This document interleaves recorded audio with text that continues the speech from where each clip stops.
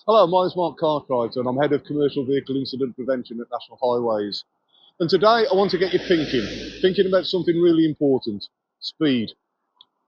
When we talk about speed, the conversation so often shifts to talking about stopping distances. People tend to boast about their vehicle's big brakes or their Formula One driver reflexes. But let's take a little step back and think about the laws of physics for a moment.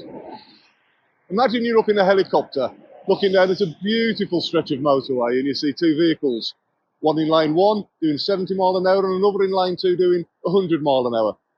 Suddenly a massive hole appears in front of them. It doesn't matter how far ahead it is, everything in this scenario is exactly the same, other than one vehicle is doing 70 mile an hour, the other vehicle is doing 100 mile an hour. Both drivers hit the brakes at the same time.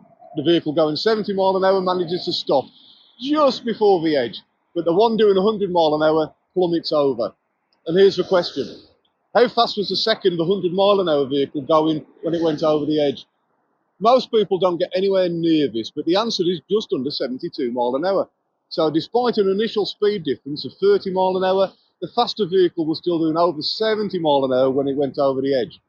And this happens because you don't lose speed in a straight line, you lose it exponentially based on the initial energy involved. Let's try another example that's maybe a little bit more relatable. Imagine the faster vehicle is doing 80 mile an hour instead of 100 mile an hour. The slower vehicle stops, but the 80 mile an hour vehicle is still doing almost 40 mile an hour when it reaches the edge. So let's replace that hole with something solid. The impact at that speed could be devastating. Let's consider a couple of HGVs. One's doing 50 mile an hour, the other is running on the limiter at 56. Both hit the brakes at the same time. The 50 mile an hour vehicle stops, the 56 mile an hour truck goes over the edge at 28 mile an hour. So I bet that hole is replaced with stationary traffic. The driver is probably hurt, or worse, the people in that vehicle. And remember, these are best case scenarios. If your reactions are slower or the vehicle isn't well maintained, it could be much worse. And finally, let's just think about this in an urban scenario with the speed limit of 30 mile an hour.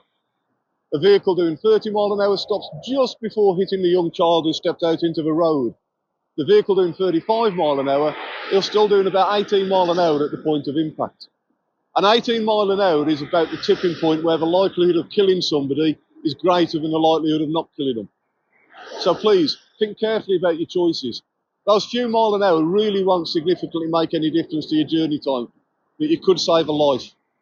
Stay safe out there.